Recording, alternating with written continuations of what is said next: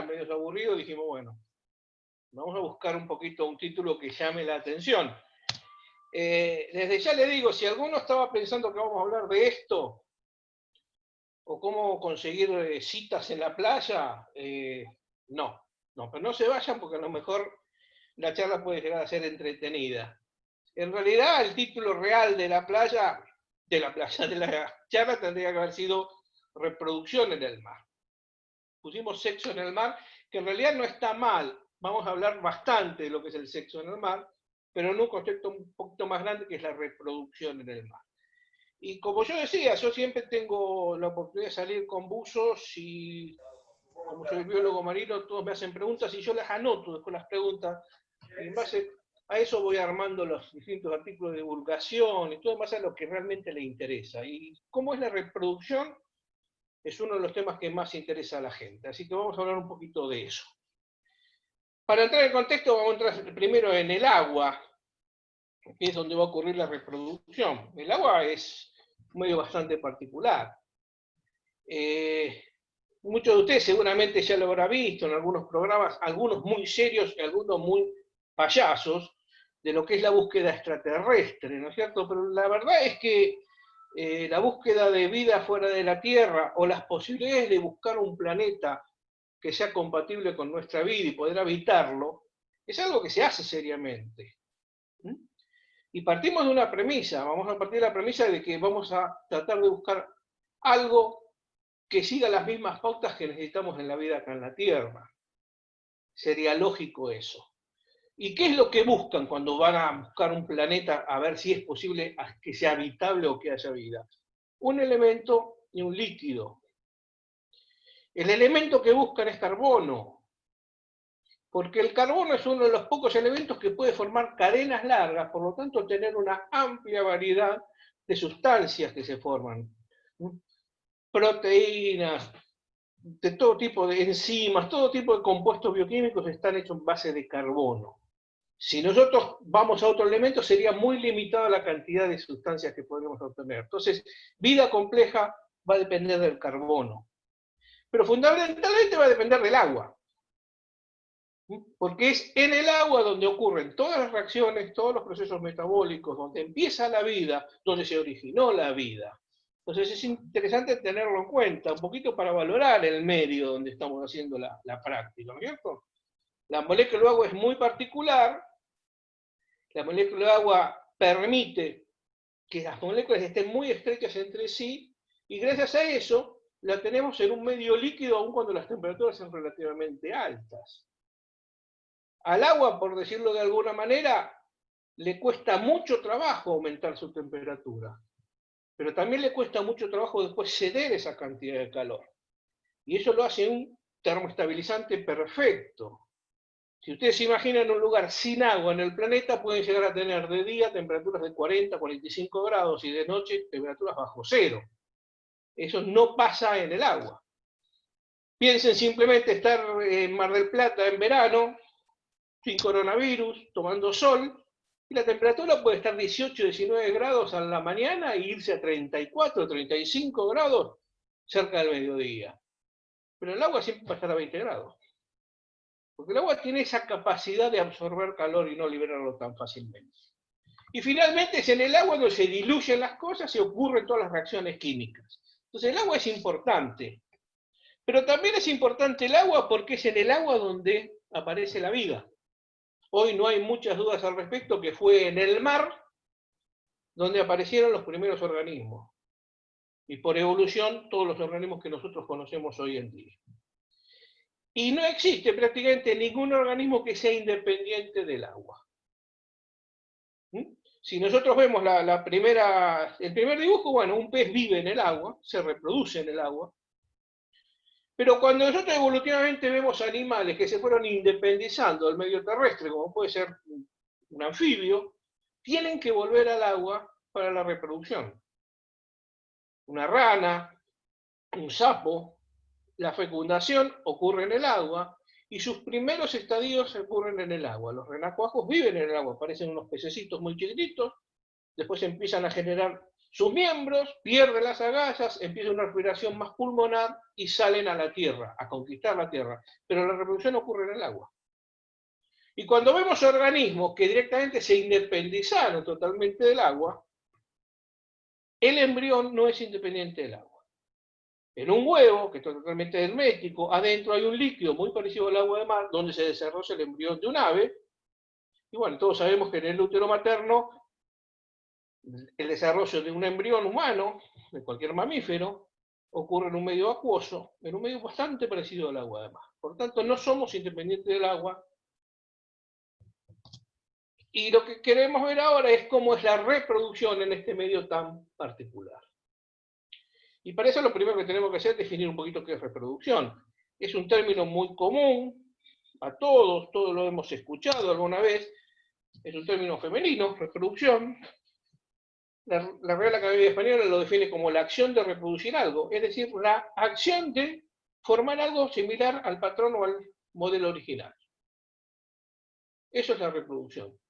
Y lo escuchamos en términos aún fuera de lo que es el sexo, ¿no? Uno compra un libro y dice, prohibida su reproducción total o parcial.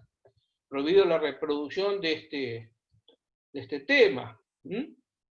O algún medicamento que evita la reproducción, como la propagación de una enfermedad. El término reproducción aparece en todos lados.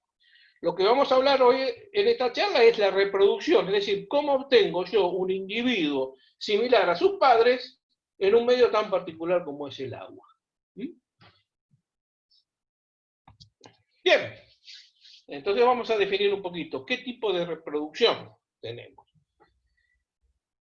Si tenemos que la reproducción es la creación de nuevos individuos, y esto creo que lo sabe todo el mundo, hay dos tipos de reproducción, la sexual y la asexual. La sexual es la reproducción mediante la cual un individuo puede generar un individuo nuevo o muchos individuos nuevos a partir de sí mismo, él solo. Y ahí viene donde yo les pido que se empiecen a alejar de terminologías y de antropocentrismo. O sea, el sexo acá nosotros lo vamos a considerar como la combinación de gameta, combinación de material genético. Por lo tanto, reproducción sexual es aquella reproducción donde yo necesito sí o sí combinar material genético de ambos progenitores, de la hembra y del macho. Y estamos hablando de un animal. Femeninos y masculinos, estamos hablando de una planta. ¿Sí? Y hay intercambio genético. Por lo tanto, si yo tengo un individuo capaz de reproducir muchas clones de sí mismo, él solo, sin que intervenga otro individuo, eso es reproducción asexual. Toda la reproducción que implique que tengo que combinar dos células para formar un embrión, espermatozoide y óvulo, eso es reproducción sexual. ¿Sí? Y de reproducción asexual ustedes habrán visto mucho, estas fotografías, estos dibujos lo habrán visto en todos lados. Los que estudiamos biología jugábamos bastante con esto. La primera son unos organismos muy, muy chiquititos, unos gusanos planos, se llaman platelminto, que quiere decir precisamente eso, gusano plano, que mediante ciertos cortes uno puede llegar a reproducir organismos similares a partir del padre. Incluso nosotros jugábamos partiéndolo hasta la mitad y obteníamos gusanitos con 2 cabezas, los partíamos en 3 acá adelante y obteníamos gusanitos con 3 cabezas, pero si el corte era total, ya sea longitudinal o transversalmente, a lo largo o a lo ancho, obteníamos 2 individuos iguales al padre. Sin que intervenga el sexo, sin que se intervenga espermatozoide y óvulo. Eso es reproducción asexual. Esto ocurre en el mar muchísimo. Muchísimo. Ocurre en todos los gusanos planos, ocurre en todos los que es anémona, los corales, en muchas lombrices de mar. El caso más emblemático, a lo mejor porque son simpáticos, lindos, sería el de las estrellas. Las estrellas normalmente están conformadas por 5 brazos. Si yo arranco un brazo, la estrella regenera ese brazo que perdió. Pero también el bracito que yo arranqué, en ciertas condiciones, me puede regenerar una estrella nueva. Es decir, potencialmente yo podría romper la estrella en 5 pedazos, en 5 brazos, y cada brazo me generaría una estrella nueva. Por lo tanto, obtengo 5 individuos a partir del primero.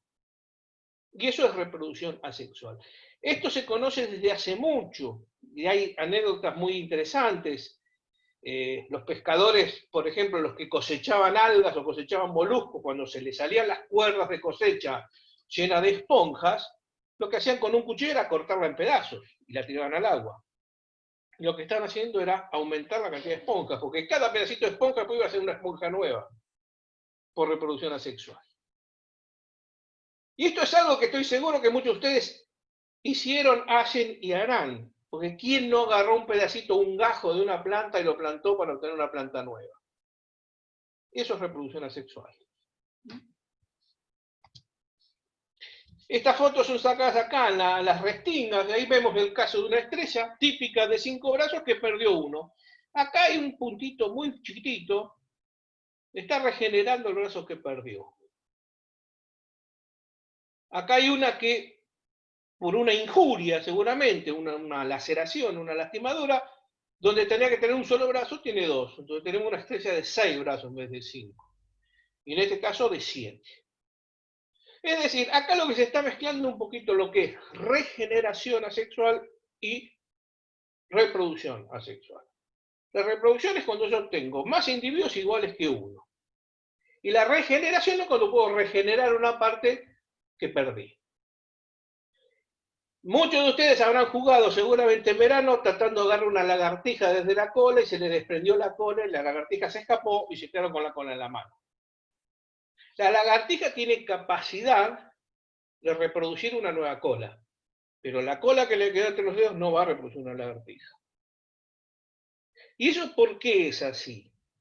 Porque a medida que los organismos evolutivamente son más complejos, tienen todo un proceso de cefalización, de llevar todo el sistema nervioso hacia adelante, formar ganglios nerviosos o un cerebro, y entonces ya es muy difícil que si yo corto un individuo pueda regenerarlo. Generalmente si corto un individuo lo mato.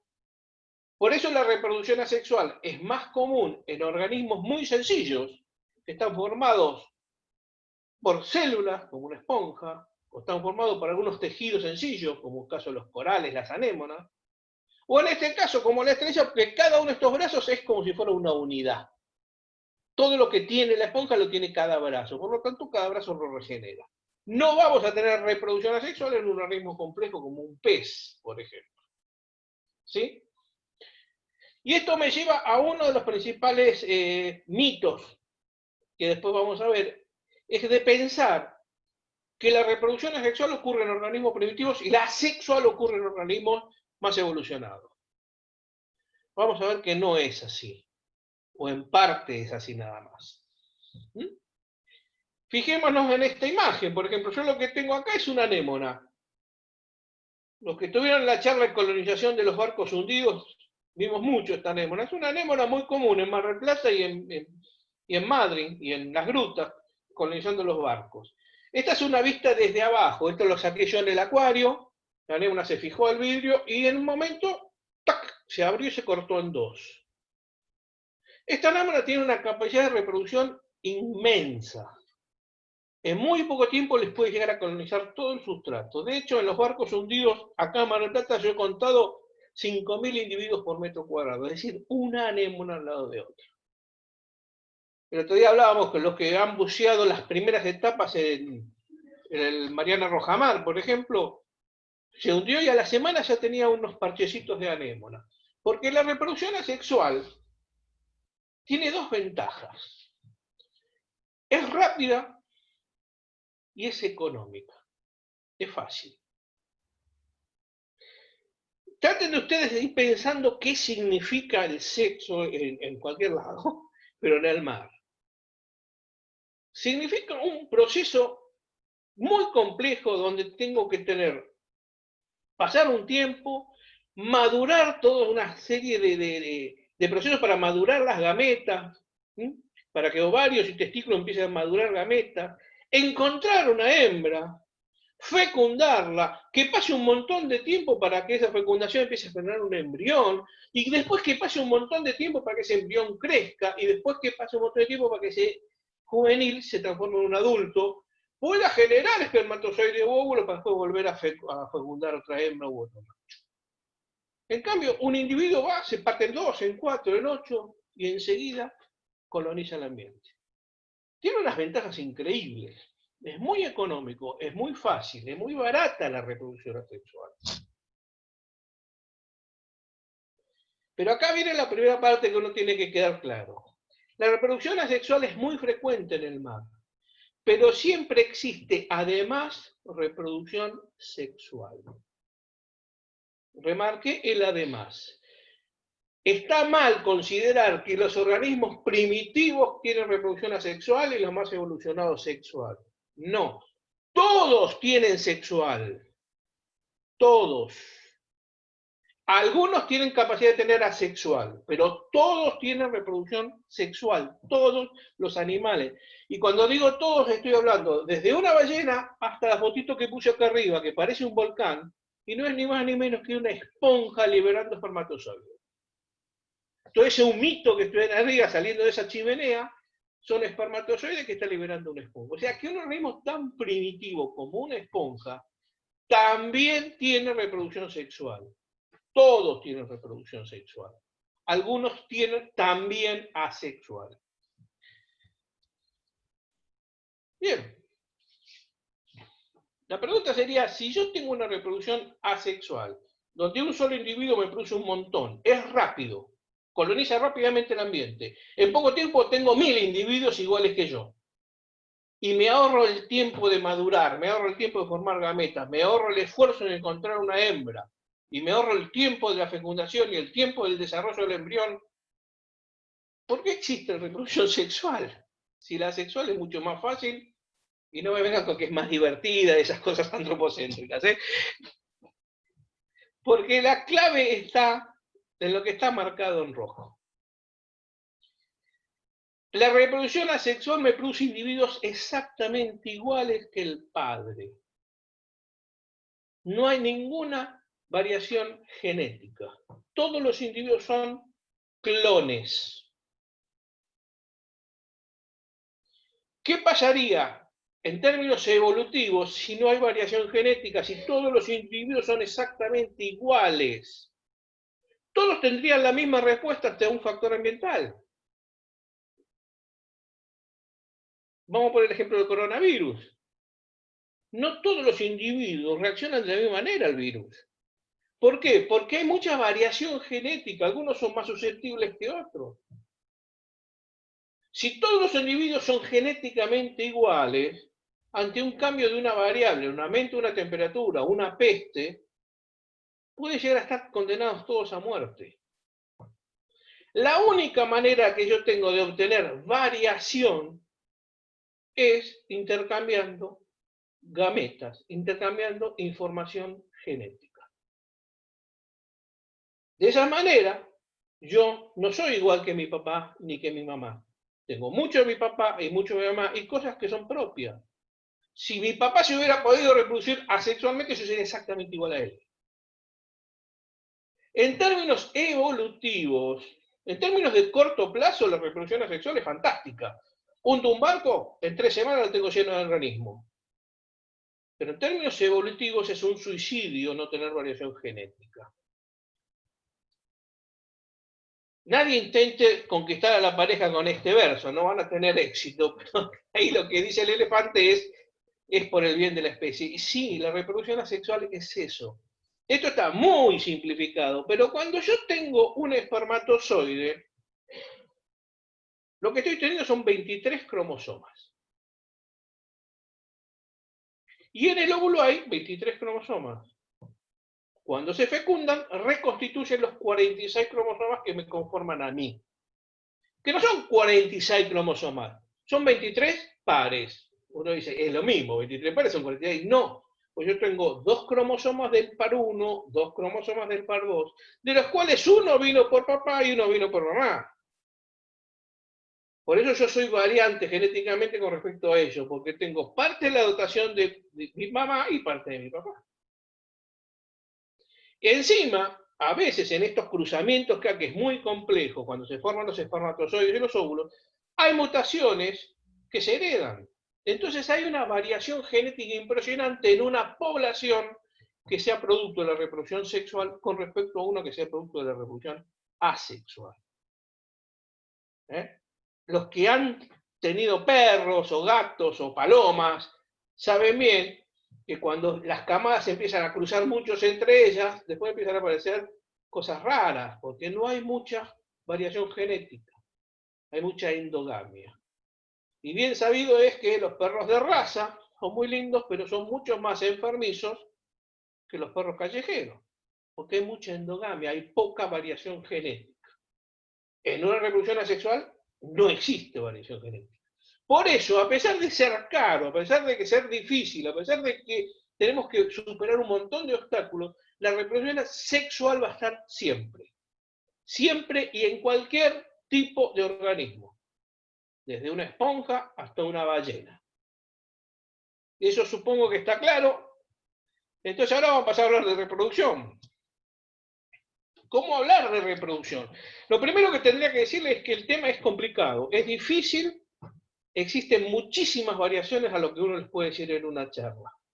Por lejos vamos a tener una charla de la totalidad de reproducción sexual, vamos a tener algunos tópicos. Y entiendan ustedes que la biología es una ciencia natural, no una ciencia exacta. Vamos a tener, valga la redundancia, variaciones enormes en todo lo que uno puede plantear. A mí se me ocurrió, para hacerla un poquito más didáctica, armar 3 bloques que se llaman fecundación, desarrollo y encuentro. ¿Qué quiere decir esto? El primer bloque vamos a hablar cómo cuerno hace para el espermatozoide fecundar el óvulo. La primera parte del ciclo. La segundo bloque lo llamamos desarrollo. ¿Cómo hace ese espermatozoide óvulo una vez que están fecundados, que forma un huevito o un cigoto, para formar un nuevo individuo? Muy complejo, mucho más de lo que ustedes se imaginan.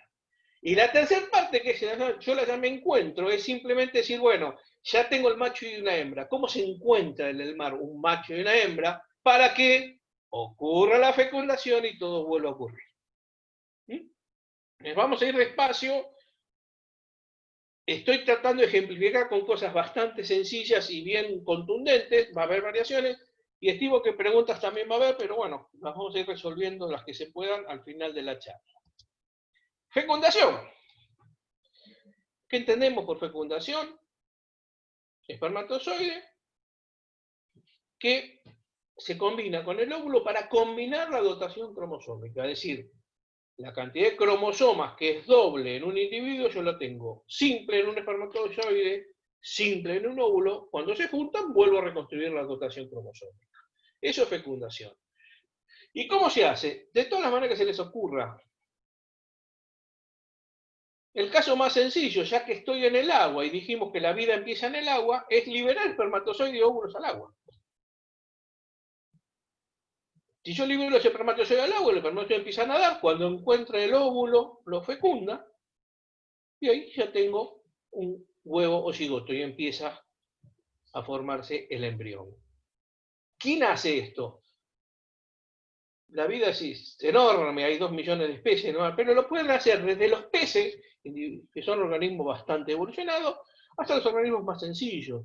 La foto de acá es una anémona y todos estos puntitos son liberación de óvulos al agua. La anémona es un caso bastante particular, esto es igual que un coral. Es un organismo que tiene, la boca está acá. Y uno dice, bueno, ¿dónde estará el ano? No tiene un solo orificio. O sea, esta vez la boca y el ano.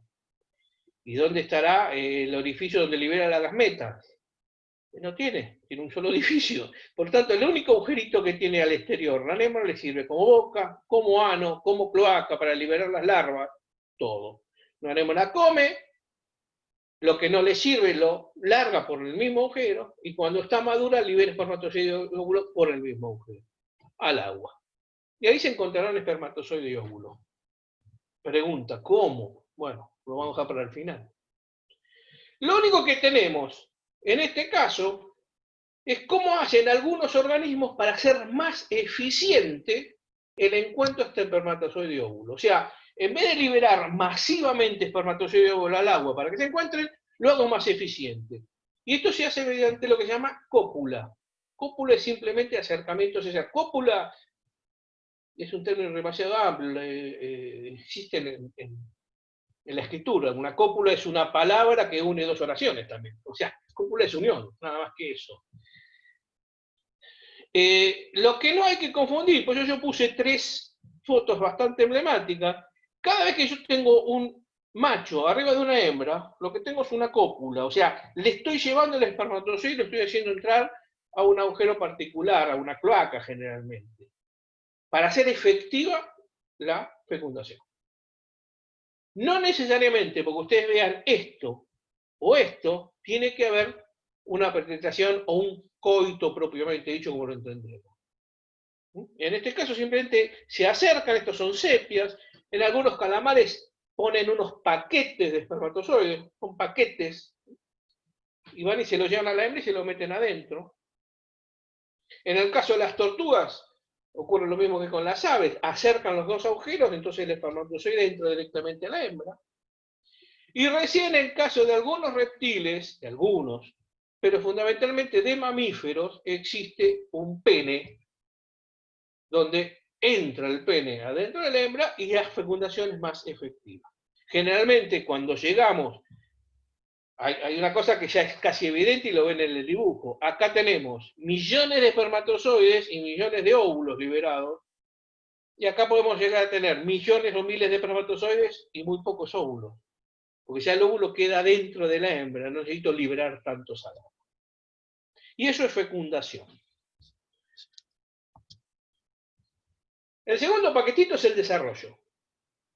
Bueno, listo, ya está. Yo me las ingenié para que el espermatozoide encuentre el óvulo.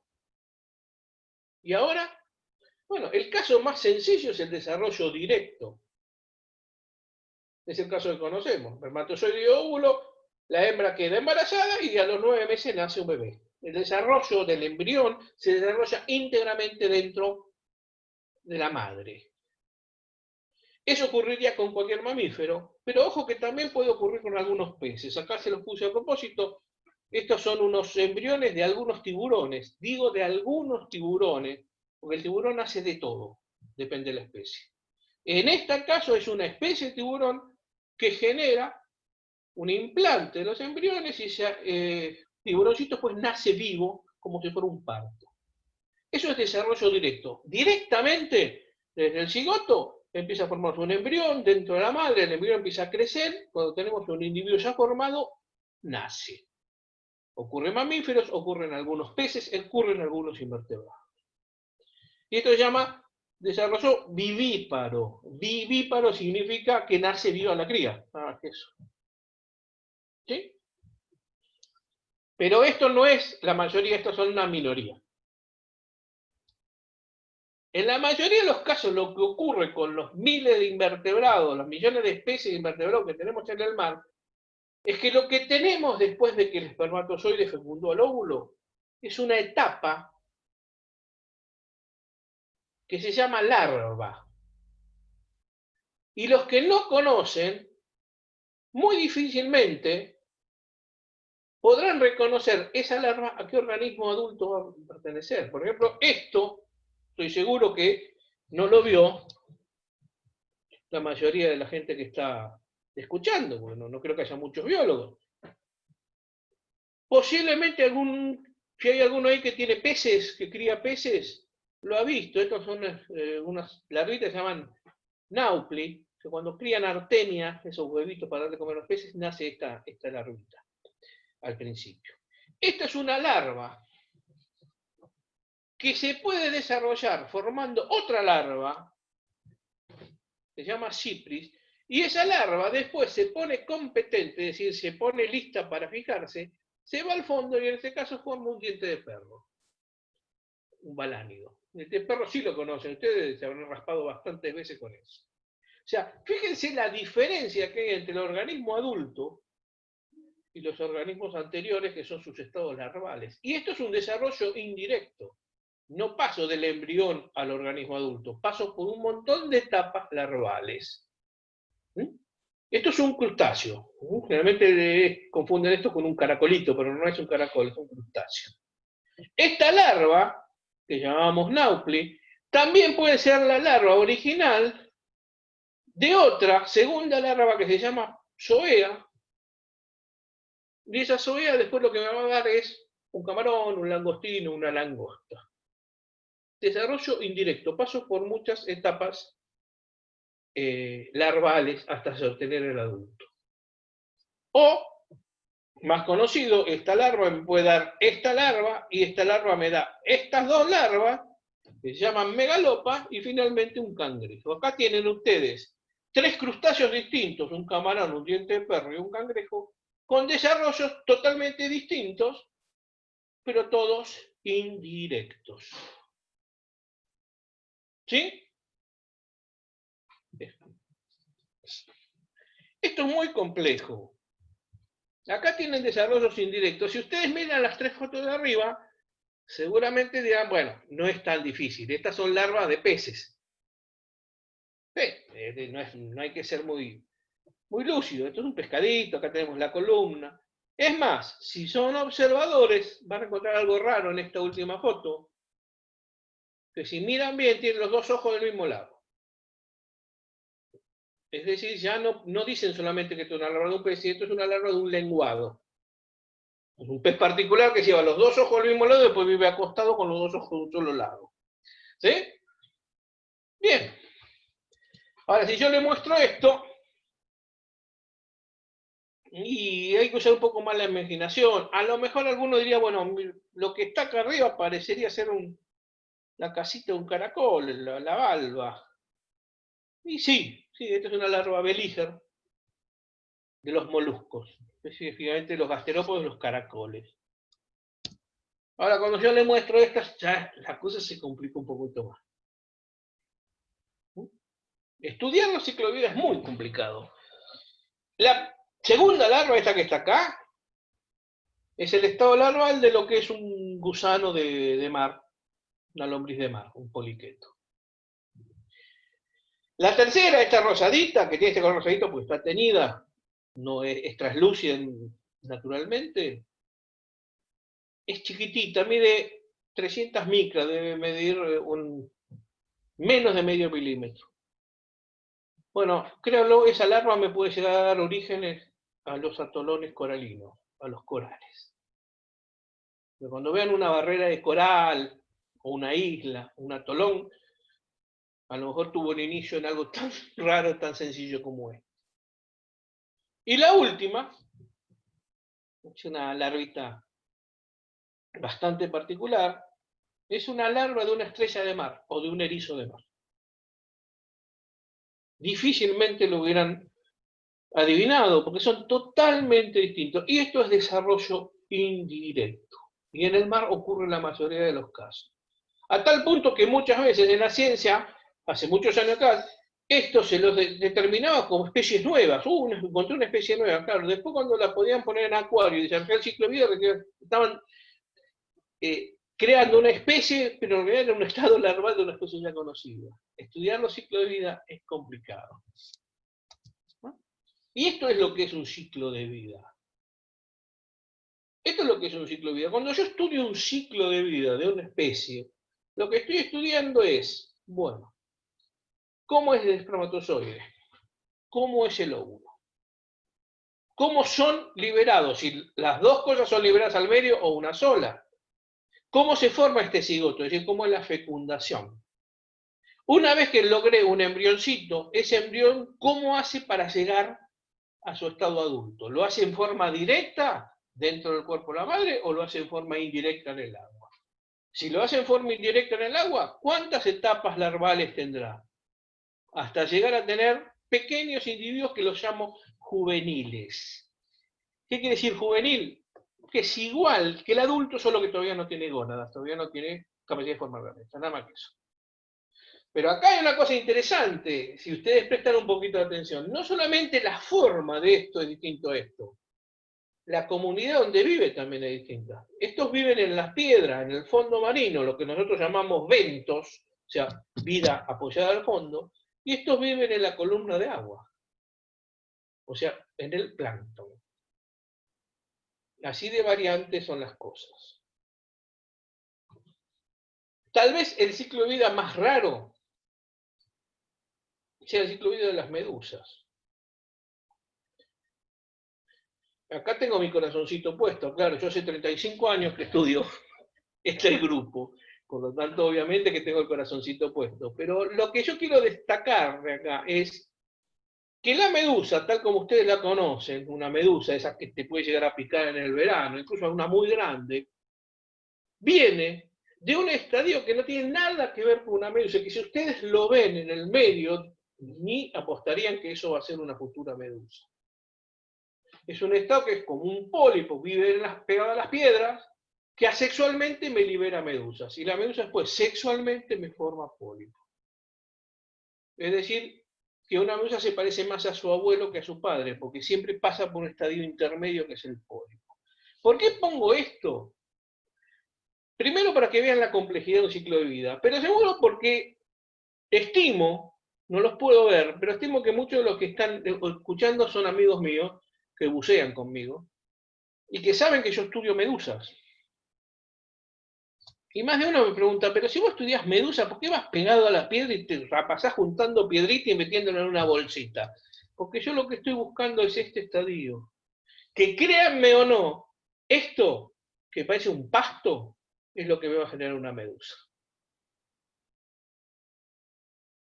Así de complicado puede ser. Vamos a intentar ver un video hermoso que tenemos. A ver si puedo. Carlos, me decís. Voy a compartir este video. ¿Se está viendo? Ahí está, Gaby. Fíjense cómo está esta etapa que está acá, que parece todo esto es un pasto, ahora lo van a ver, empieza a generar un brote asexual, pero ese brote es una medusa. En determinado momento, todo ese pasto que está ahí en las piedras, que es lo que yo busco, empieza a liberarme de una medusa, que es la etapa sexual. O sea, la etapa sexual vive en el plancton, pero la sexual vive pegada a la piedra. Lo muestro de nuevo por las dudas. Esto es un video que hicimos con los colegas. Este video está acelerado 60 veces, 60 por. Fíjense cómo es el proceso de formación de una medusa. Y ahí explico un poquito a mis amigos por qué junto piedras y voy arrastrando el fondo y les rasco la visibilidad levantando sedimentos. Porque estoy buscando el pastito que forma la medusa. Entonces cuando la gente dice, pero ¿cómo puede ser que hace 10 días no había medusa y ahora se llenó? ¿Dónde estaban? Estaban, lo que pasa es que estaban con otro estado, con otra forma y en otra comunidad. ¿Se vio bien? Vamos a seguir con la presentación entonces.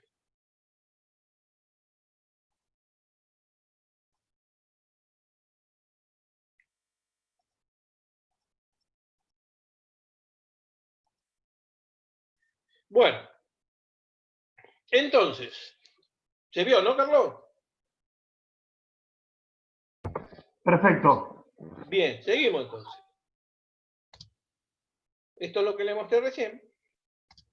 Ahora, muy distinto es cuando yo lo que estoy estudiando no es el ciclo de vida, sino cuando estoy estudiando es la historia de vida. O decir, bueno, es lo mismo, es el mismo gráfico, Gabriel.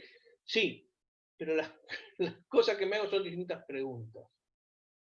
Cuando yo estudié el ciclo de vida, lo que estudiaba era cómo era el espermatozoide, cómo era el óvulo, cómo eran todas las larvas y cómo se fijaba esa larva para formarme un adulto. Bien, ¿y en la historia de vida que estudio lo mismo? No, las preguntas que me hago son distintas. Y esto es lo más difícil que hay en biología marina, seguramente. Una de las cosas más difíciles es entender las historias de vida de los organismos.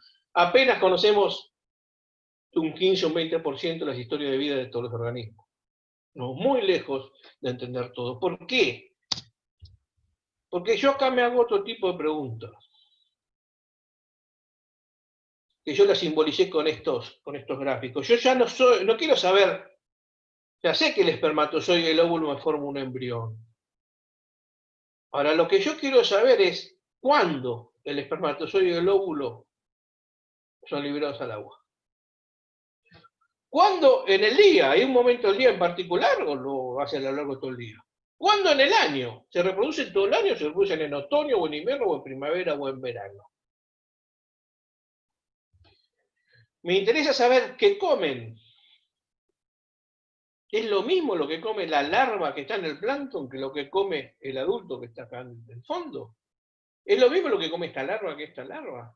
Esto es una pregunta clave para los que hacen cultivo. Cuando están haciendo un cultivo en un organismo, por ejemplo, cultivando mejillones, cultivando camarones, la clave es cómo engordo la larva para que pase a juvenil y cómo engordo el juvenil para tenerlo en un estado comercial de adulto y poder venderlo. Y para eso necesito saber bien qué come, necesito saber muy bien qué requerimientos ecológicos tiene y necesito calcular cuántas larvas es capaz de producir un macho y una hembra. Y de esas larvas, ¿cuántas larvas mueren y cuántas me llevo a juveniles? Y de esos juveniles, ¿cuántos mueren y cuántos llegan a adultos? Si no tengo esos números, difícilmente puedo reconstruir cómo es todo el proceso de la reproducción de este organismo. Y esto es la historia de vida, que es un poquito más complejo que el ciclo de vida. Como ahora me agrandé, voy a darles otro video, muy cortito.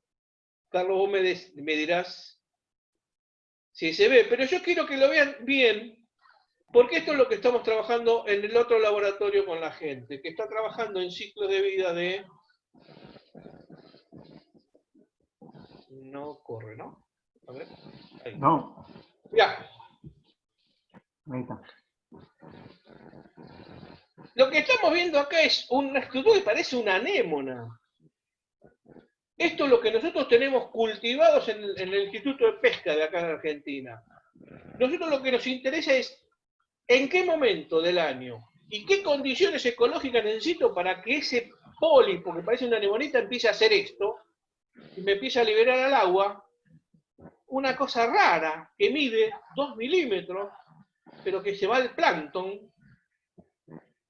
Y en determinado momento, esas cositas raras que se fueron al plancton, desprendidas de esto que están las piedras que yo busco, empiezan a crecer para formar ni más ni menos que un bloom de medusas. Si yo quiero entender por qué en una época del año me aparece todo esto, tengo que entender todas las etapas de la historia de vida y saber qué requerimientos ecológicos tiene cada una de esas etapas. ¿Sí? Es decir,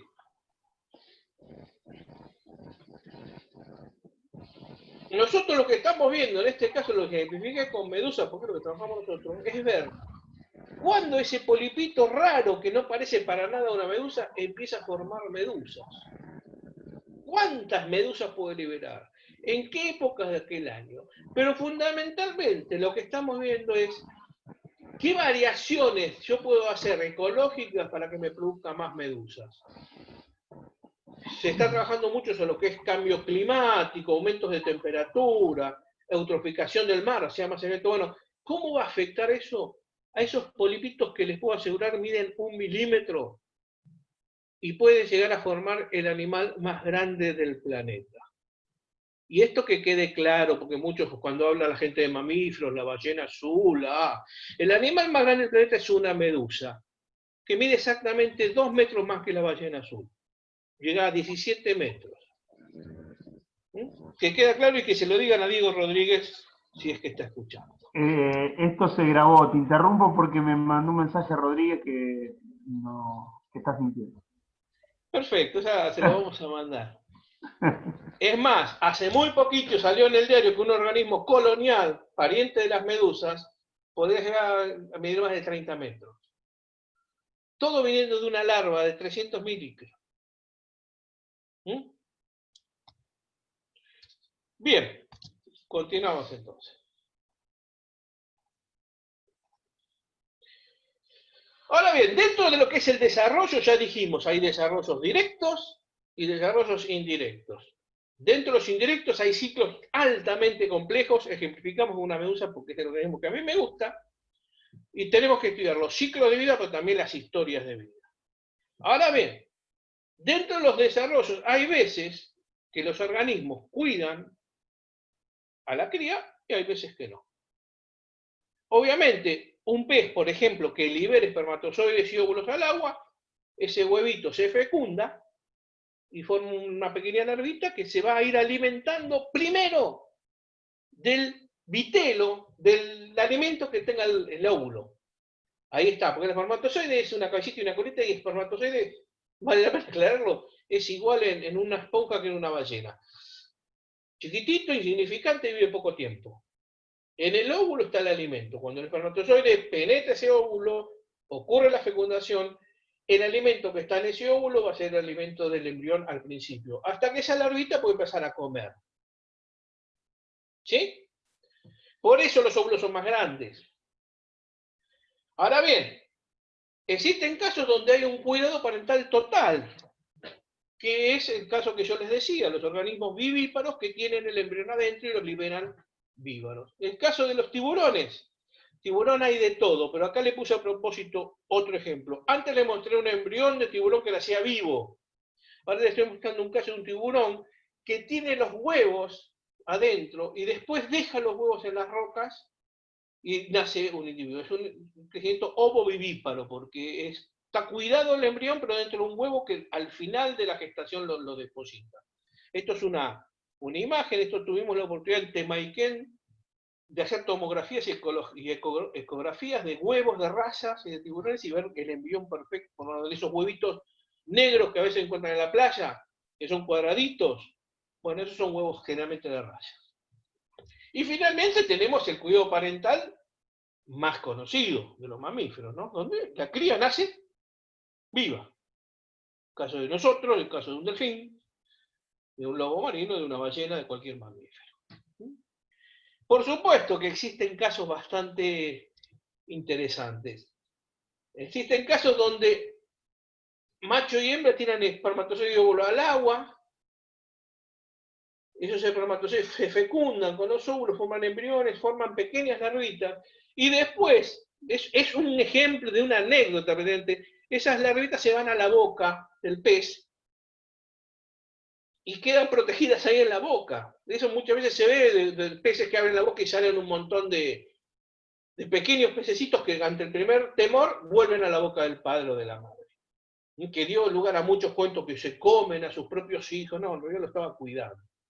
Hay una especie de cuidado parental incluso en organismos que liberan espermatozoides al agua. Si quieren saber algo más de biología marina, vean Buscando a Nemo. Y no es broma. Buscando a Nemo es una película perfecta. Yo debo ser el único que me dediqué a mirar el final, todos los agradecimientos. Son todos asesorías de biólogos marinos. La película tiene una sola licencia, que es la parte de que escapa Nemo y Doris por el agujero del ósculo de la ballena. No hay un contacto entre la garganta y ese opérculo. Pero bueno, era la manera que tenían para escaparse. Pero lo demás es perfecto. Y ahí, ¿qué se ve en Nemo? Que el pez payaso está depositando los huevitos en la anémona y cada tanto van y limpian, barren el lugar. Eso se ve con muchos pececitos en el Caribe, que van sacando piedras y limpiando el lugar para que la cría quede protegida. En Buscando a Nemo, en Buscando a Doris, hay una cosa que es muy reciente, que se descubrió hace muy poco, que muchos pececitos van marcando con piedritas el lugar de la cueva para tener una referencia y encontrar la cueva ante el caso de peligro. Y así es como Doris fue encontrar la cueva donde vivían los padres. Eso se descubrió hace relativamente poco. O sea, hay cosas muy interesantes ahí. Yo le voy a nombrar dos de las que más me gustan. El primer caso, lo que ustedes ven acá a la izquierda, es una araña de mar.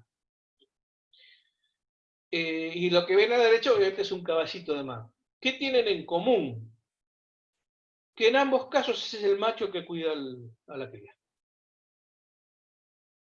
En este caso creo que es, yo no quiero decir, siendo biólogo, nunca voy a decir es el único caso, porque debe haber más ejemplos, pero uno de los pocos casos conocidos de un invertebrado macho cuidando a la cría. Ocurre la fecundación, y una vez que tengo los huevos fecundados, la hembra se lo da al macho. El macho los agarra con unas patitas especiales que se llaman patas ovígeras, o sea, pata que tiene los huevos. Pues el macho es el que tiene esas patas. Y el macho cuida a esas crías hasta que son aranitas chiquititas que son después liberadas al agua. Es un cuidado parental del macho. En el otro caso, el caso del caballito de mar, es todavía mucho más emblemático. Tuvimos una charla hace poco con Gabriela. ¿Por qué? Porque la hembra le da los huevos fecundados al macho y el macho los mete en esta suerte de... Yo señalo la pantalla como si ustedes pudieran verlo, perdón. En esta especie de marsupio, una bolsita, pero ahí se implantan los embriones hasta que crecen y son liberados como caballitos miniatura. Es decir, es correcto decir que el caballito de mar queda embarazado. Suena raro, pero es un macho embarazado, porque es un embarazo, porque hay una implantación del embrión dentro de la matriz del macho. Son los dos casos más extremos por lo que evolutivamente representan, y los dos casos son machos, para que vean que los machos son buenos padres también. Después vamos a encontrar casos donde son malos padres, pero acá tenemos machos buenos padres. Bueno, y ya vamos terminando, y para terminar, yo podría haber empezado la charla con esto, pero la quise terminar con esto. ¿Cómo encuentro una hembra? ¿Cómo es en el medio marino el encuentro de los sexos? Bueno, se me ocurrió poner dos respuestas, existen más. O se mantienen juntos o algo los mantiene juntos. Vamos a ver qué quiero decir. Si los organismos son fijos, viven adheridos en este caso a una piedra, como los mejillones, un mejillón necesita una tormenta terrible para desprenderse de la roca. Entonces ahí viven todos pegados. Entonces lo único que tienen que hacer es ello, es liberar espermatozoide y óvulo, porque la hembra va a estar ahí al lado. ¿Sí? No voy a decir más por ahora, pero es eso. El otro caso es el caso de los dientes de perro. Es peor, porque el diente de perro forma un cemento que se agarra a la piedra y no se desprende más. De hecho, los que han visto dientes de perro muertos siguen pegados a la piedra y le tienen que pegar un martillazo para sacarlo. Ahí tienen el macho, tiene un pene que sale y va fecundando a las hembras que está alrededor. Y la fecunda internamente. O sea, acá libera espermatozoide al agua. Acá no. Sale el pene y va tic, tic, entrando a las distintas hembras. Por eso la disposición de los dientes de perro es bastante regular y geométrica. Estos viven cerca. Por lo tanto, tan cerca no se hacen problemas. Nos vamos a encontrar, el macho y la hembra se van a encontrar. Pero dijimos que íbamos a mostrar casos de malos hombres. En comunidades que son extremas, como pueden ser los fondos abisales, estoy hablando más de 4.000, 5.000 metros de profundidad, ahí hay pocos individuos. O sea, tengo un problema. Hay pocas hembras. Encima en un medio totalmente inhóspito y terrible como puede ser los 500 metros, los 5.000 metros de profundidad. Encontrar una hembra ahí es complicado. Algunos organismos lo que han optado es por parasitar a la hembra. Lo que ustedes ven acá, esto chiquitito que está acá, es un pececito macho que es parásito de la hembra. Como la hembra es la que tiene que formar el óvulo, la hembra es la que va a proteger a la cría y la hembra tiene que alimentar a la cría, la hembra es la grande. Y el macho es simplemente un portador de espermatozoides. Esto también para que rompan el esquema de que cuando hay dimorfismo sexual el macho es el grande, el exuberante, el que se muestra. Sí, eso sirve para los lobos marinos, los elefantes marinos, es cierto, pero en otros casos, donde yo tengo que optimizar el recurso, la hembra es grande porque me tiene que dar un embrión grande, y el macho es simplemente esto. Acá lo que tienen acá abajo chiquitito, que parecería ser un parásito, es un parásito, pero no es cualquier parásito, es el macho de esta especie.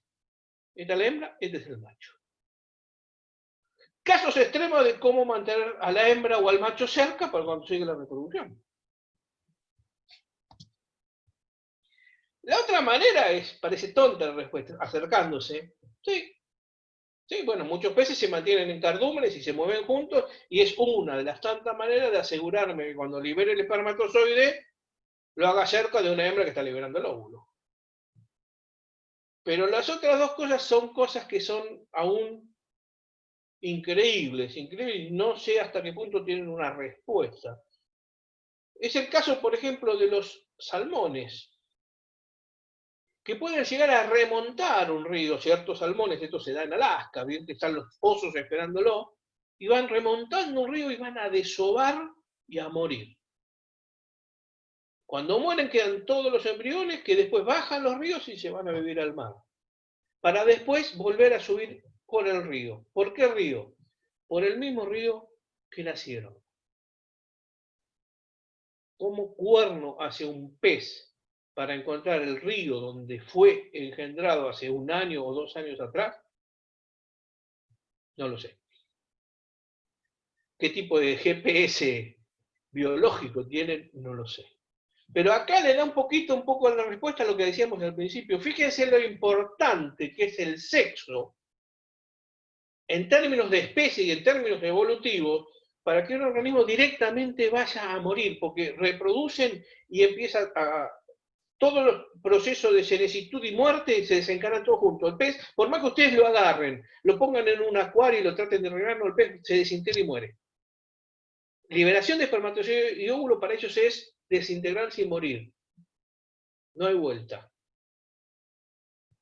Entonces uno dice, ¿por qué hacen eso si pudiéndose reproducir asexualmente sería más barato y menos cruento?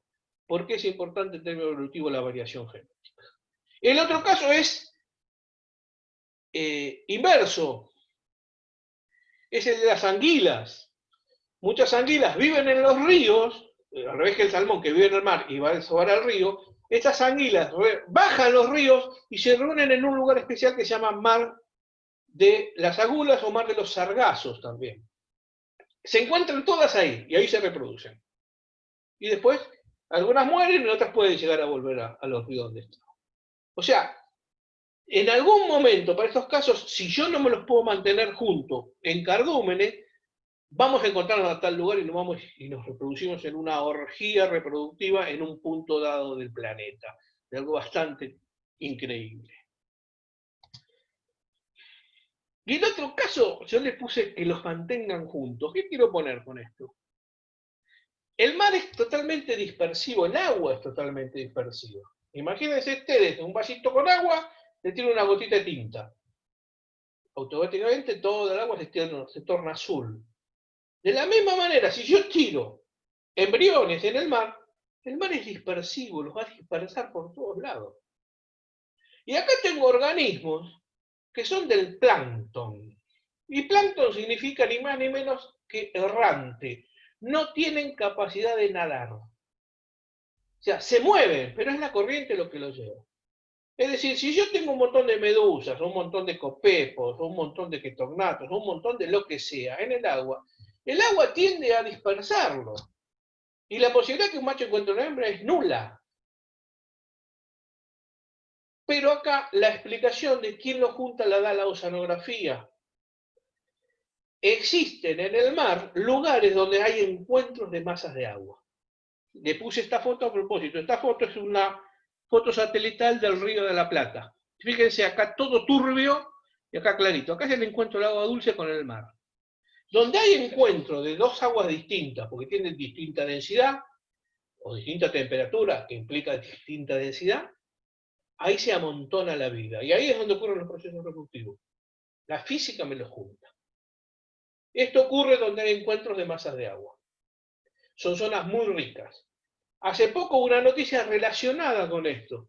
Una de las zonas más ricas que tenemos en el mar argentino es cuando el agua de fondo, de profundidad, levanta sobre el talud y se encuentra con el agua de la plataforma. Ahí se encuentran dos masas de agua en el talud continental, en donde la plataforma termina y empieza el talud. Es una zona súper rica porque ahí se amontonan los nutrientes, se amontona la vida, ahí es donde van a comer los peces y los calamares, y ahí es donde van los chinos y coreanos a poner los botes. El otro día vieron la semana pasada las fotos de los miles de barcos que están en el talud argentino pescando la riqueza. Hace poquito, de hecho, capturaron 2 barcos la semana pasada. Es una zona altamente rica donde la vida se amontona. Por eso van a pescar ahí. Ellos están en la milla 201, y cuando llega la noche pasan a nuestras aguas, pescan y después escapan. Algunos son capturados. ¿Pero por qué ahí? Porque ahí hay encuentro de agua. ¿Y por qué pasa cuando hay encuentro de agua? Amontonamiento de vida, agregación. O sea, o se mantienen juntitos para reproducirse, o se van a juntar para reproducirse, o dejan que el agua los amontone para reproducirse. Son las maneras que tiene el macho y la hembra para encontrarse. Y este es el último video, y ya con esto vamos a ir terminando. ¿Por qué pongo este video? Porque es un video de una cosa que yo logré hacer. Perdón.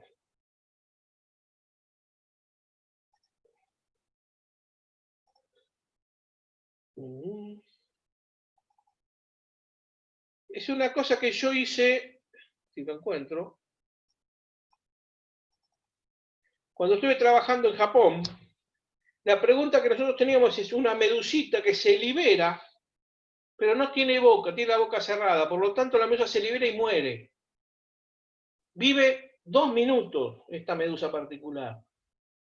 Y la pregunta que nosotros teníamos es, pues si vive 2 minutos, tiene 2 minutos para reproducirse. La única manera que se podían reproducir es que macho y hembra sean liberados a la vez. Nosotros descubrimos una serie de experimentos que lo que hacía esta especie es liberar las medusitas exactamente al atardecer.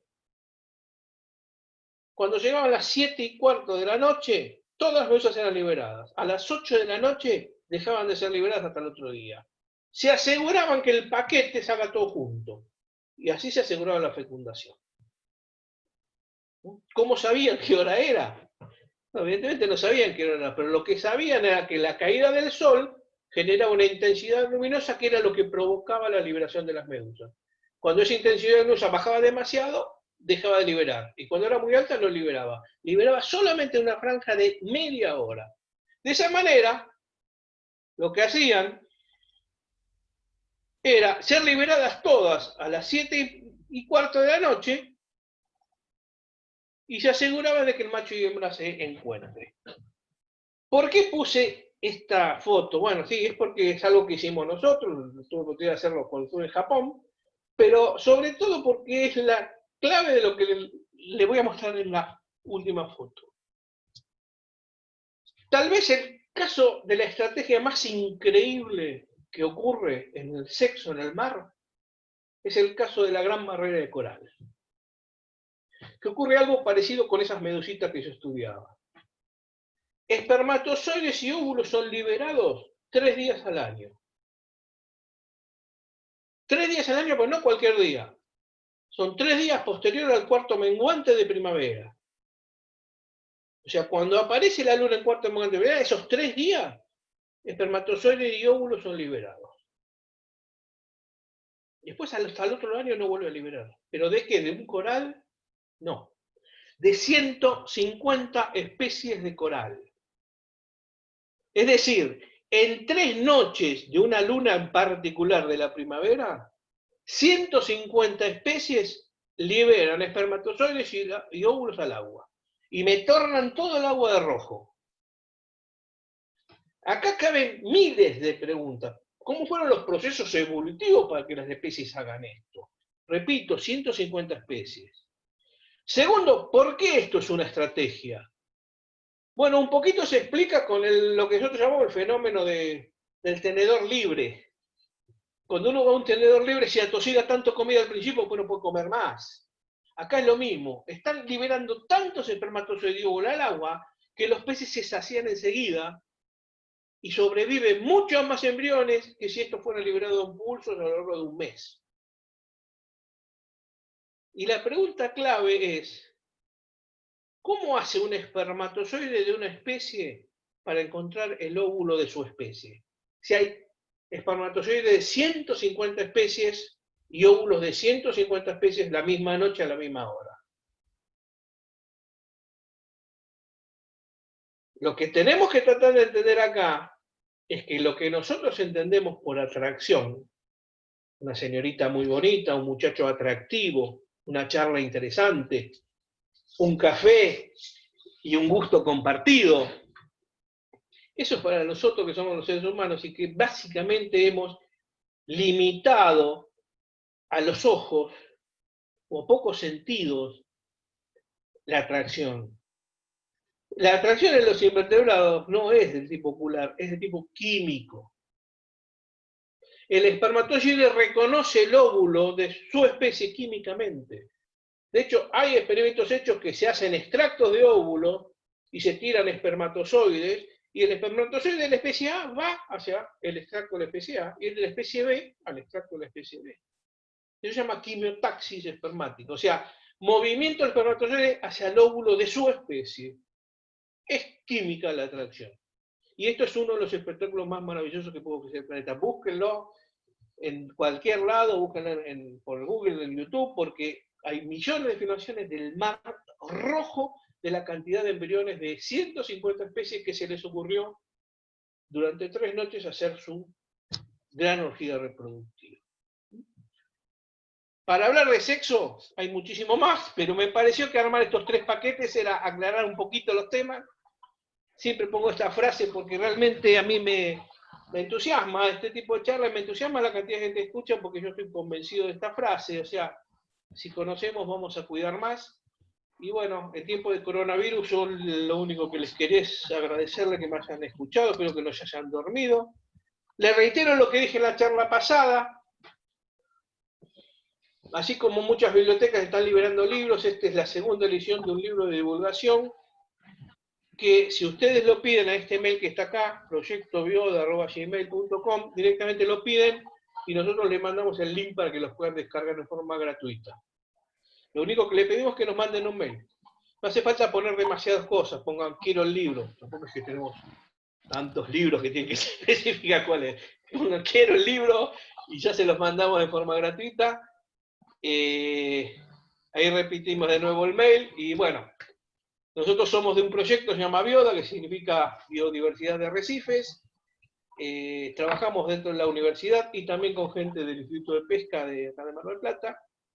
Y el agradecimiento es siempre a Talasa, porque son los buzos que me bancan y me llevan a bucear a que yo busque esas medusitas de forma muy rara y que me acompañan siempre en los buceos, y a la Federación porque nos ha permitido llegar a más gente. Bueno, más o menos eso era todo, espero que no los haya decepcionado con el título tan atractivo y una charla a lo mejor no tanto.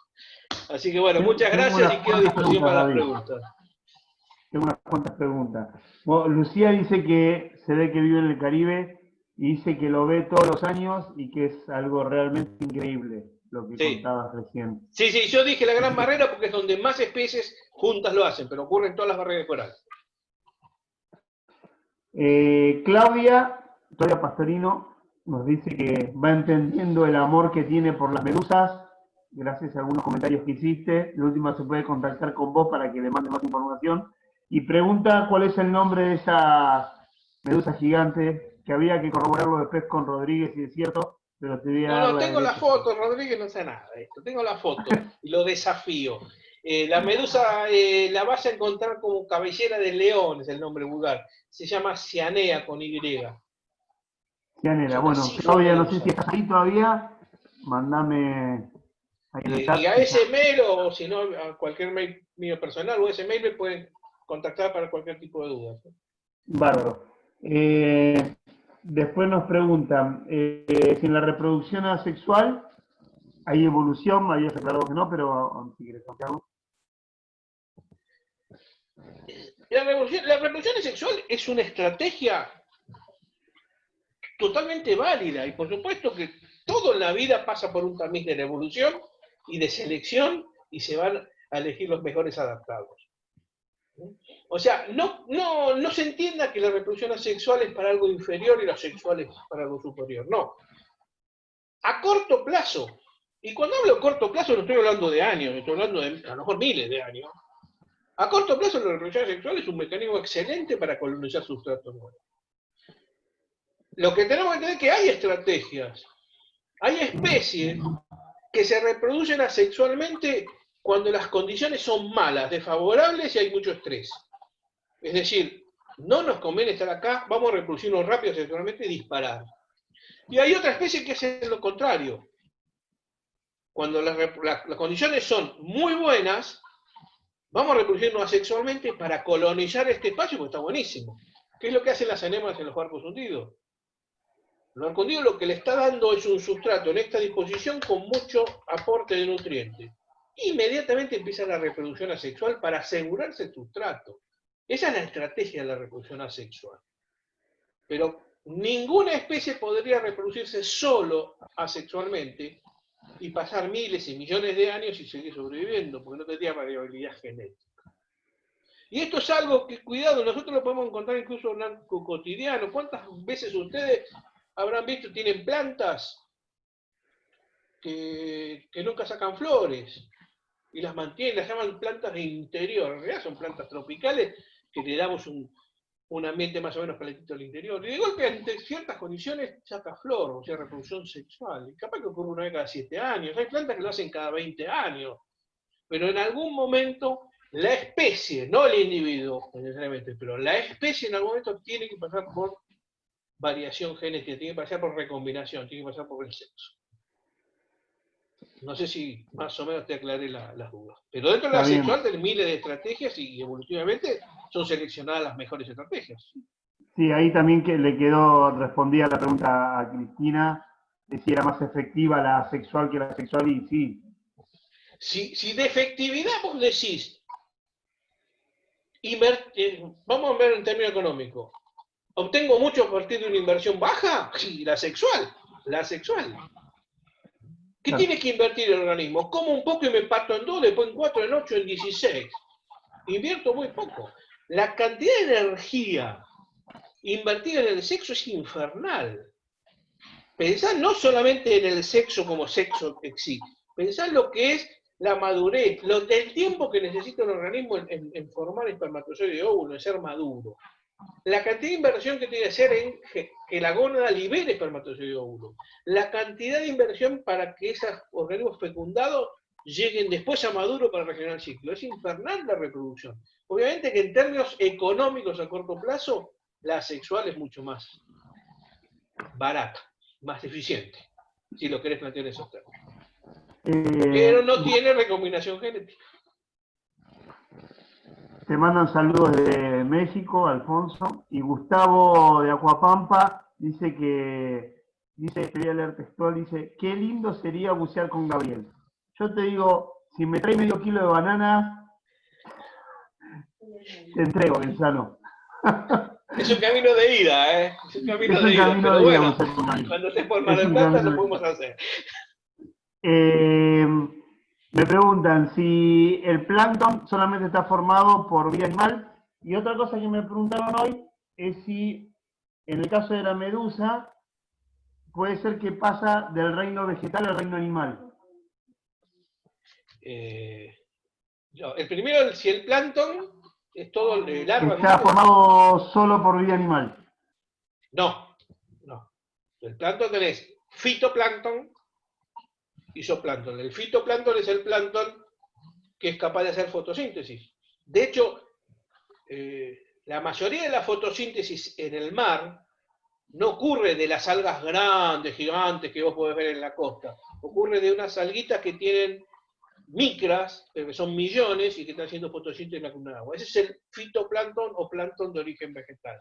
Y el zooplancton es el animal. El zooplancton come el fitoplancton. El fitoplancton genera energía a través del sol, como las plantas. No es solamente. Y lo otro,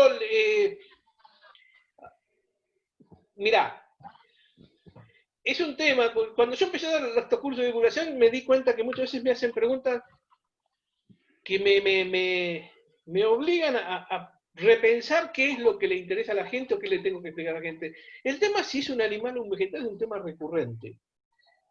Para un biólogo es fácil, pero realmente para una persona que no sea biólogo, a mí me han preguntado, explícame por qué una esponja es un animal y no un vegetal. Y realmente la pregunta es totalmente válida. Para una persona que vive en la Tierra, si vos ves una cosa amorfa pegada a una piedra, ¿y por qué va a ser un animal? En realidad, la diferencia entre animales y vegetales está en el tipo de célula que tiene y en la capacidad de generar su propio alimento. Si hace fotosíntesis, es una planta. Si no hace fotosíntesis y necesita comer, es un animal. Una esponja es un animal porque necesita filtrar comida y comer, no puede fabricar su propio alimento, por más que la vea sin forma y agarrada. En el caso de las medusas, de los nidarios, hoy ya no se discute, pero hace 200 años atrás los científicos discutían si eran plantas o animales. De hecho, durante mucho tiempo A esos pastitos que después liberan las medusas, se los llamó zoofitos, o sea, animales plantas. Y durante mucho tiempo se pensó que los corales eran plantas. Hoy ya sabemos directamente que no, que son animales, ¿no? Pero la pregunta es válida, totalmente válida. Ahí, Lucía, que dice que había visto esto que vos contabas del Caribe, dice que ellos fuerzan también la reproducción asexual de corales para repoblar el arrecife. Sí, bueno. Ahí tenés un caso como un animal se está apartando con una planta. Agarro el malbón de mi casa y corto pedacitos y los planto en maceta y tengo 10 plantas de malbón. Eso es reproducción asexual. Lo mismo hago con los corales, van cortando ramitas que las pueden atar o las pueden pegar con cemento hacia otro sustrato y van generando colonias de corales nuevas. Y eso se hace mucho. En Colombia se está haciendo mucho, en todo el Caribe se está haciendo bastante. Solo que no es bueno, o sea, no es eficiente para todas las especies. Se hace mucho con acrópora, con ciertas especies. Pero sí, es una manera de cultivar y regenerar arrecifes dañados. Sí, que se hace. Y eso es reproducción asexual. Es lo mismo cortar una rama de una planta y enterrar una maceta. Es exactamente lo mismo. Después me pregunta, esto, no sé si está mucho con la charla que hice hoy, Rubén, que ya te vas a dar cuenta quién es, me pregunta si es cierto que el traje seco te va menguando la masculinidad. Un tal Rubén, ¿me puedo imaginar quién es? No, para nada. Puede ser un tal Rubén Correa, me parece. Entiendo la pregunta. Durante mucho tiempo, cuando yo era joven, decía que los que usaban traje seco eran todos maricones. Pero no, cambié de opinión. No hay que ser muy macho con traje seco. Estoy viejo y tengo más frío. Dice, hay especies que para colonizar primero utilizan la reproducción asexual y después una vez que colonizan hacen una sexual para mejorar la genética. Sí. De hecho es lo que hacen. Es lo que hacen. Generalmente vos, en esa gran colonización de los barcos por esponjas y anémonas, o sea, generalmente el primero, los poquitos individuos que se fijan al principio son producto de una reproducción sexual. Son larvitas que se fijan. La gran colonización es asexual. Y después empiezan a liberar espermatozoide y óvulo sexual. Sí. Combinan las dos cosas. Y sí, lo más factible es que colonicen rápidamente el ambiente asexualmente y después empieza la reproducción sexual. Está bien. Hoy cuando hablabas, en un principio de la charla, cuando hablabas de asexual, hablabas del padre. El padre. Que el padre se dividía, dijiste. Ah, ¿de la asexual o la asexual? Asexual. No me acuerdo exactamente lo que dije, lo que vos después te voy a mostrar la grabación. En la asexual dijiste que el padre se divide y forman dos. El padre como progenitor, no el padre como el macho. Ah, bueno, por el progenitor, el individuo original, me refiero al parental, no al macho. También con las ternas de sexo se dan esas confusiones. No me refiero a un macho o una hembra, me refiero al parental, al original. Sería el nombre correcto, sería el original, no el padre. Mucha gente agradeciendo, Marcela Dobchi te mando un abrazo grande, buena Amalia, mucha gente. Eduardo desde el Pozo Buceo. Bueno, Claudia, que ya te pregunté hoy. Muchos. Me parece que no me quedó ninguna. A ver. Uno me preguntaba qué función cumplen las medusas dentro del mar, si es que tienen alguna, y si el enemigo de las medusas es la tortuga. Yo te puedo decir que sí, que es la tortuga, porque el San odia las tortugas. No. Bueno, te hago el cuento corto. Durante mucho tiempo se pensó que las medusas lo único que hacían era comer y que a ellas nadie se la comía. Porque la medusa, el 95% de una medusa es agua, una gelatina acuosa. Eso se pensó durante mucho tiempo, de hecho los libros con que yo estudiaba decían eso. Como excepción, la tortuga. Las tortugas, algunas, no todas, comen medusas. Como excepción, algún pez es particular como el pez luna o el mola mola. Como excepción, los chinos. Los chinos comen medusa desde hace más de 2000 años en recetas escritas. Chinos, coreanos, japoneses, todo el mundo asiático. Pero en realidad los chinos coreanos comen entre 15 y 16 especies de medusa, y hay casi 1000 especies de medusa. Están sesgados a cierto grupo. En realidad nosotros hicimos un trabajo acá en Argentina donde demostramos que hay más de 35 especies de peces que comen medusa. O sea, la medusa ingresa al ciclo trófico, a la ecología trófica, a la alimentación de los peces que comen medusa. Y hay 3 grandes grupos de peces. Eso algún día podríamos armar una charlita de esto. Hay 3 grandes grupos de peces. Los peces gelatinófagos, o sea, los que comen gelatina, los que comen medusas. Los peces que cuando hay muchas medusas las aprovechan, que comen en verano, y los peces que cuando no tienen nada que comer, las comen a las medusas, pues no hay otra cosa. Son 3 estrategias distintas. De hecho, una de las cosas más sorprendentes de este trabajo que hicimos acá fue descubrir que hay un tiburón, el gatuso, que durante el invierno come medusa. Es decir, un tiburón es un nadador muy activo. Un tiburón comiendo gelatina es como decir, no sé, que Arnold Schwarzenegger come gelatina y con otro tiene el músculo que tiene. No cierra. Lo que pasa es que lo hace en invierno, cuando el calamarete, la anchoita y otros recursos del tiburón merman. Como lo que queda es gelatina, come gelatina. Y cuando llega el verano, come lo que tiene que comer. Así que el rol de la medusa tiene un rol muy, muy importante en las cadenas tróficas. Muy importante. Antes se pensaba que no, pero desde hace unos últimos años se sabe que es alimento para muchos peces. Incluso transmiten parásitos a muchos peces, y la manera que el parásito pase al pez es por predación. O sea, comen, no son los chinos y las tortugas los que comen medusas, son muchas especies las que están comiendo medusas, muchas. La pregunta que habría que hacer es, ¿están comiendo medusas porque les gusta o están comiendo medusas porque no hay otra cosa? Hay un trabajo que se hizo acá también en Argentina que demostró que en los últimos 30 años el tiburón, el gatuso, había cambiado de dieta, estaba comiendo más gelatina que otra cosa, porque la presa favorita estaba desapareciendo. Los especies se van a adaptar a lo que hay, y medusas hay siempre. Bueno, dos preguntas, no, dos consejos más que me están dando que te dé, ya después te despido, Gaby. Una es del mono, que dice que por primera vez hablaste 1 hora y media, mucho más que él, el mono, y te mando un cariño muy grande.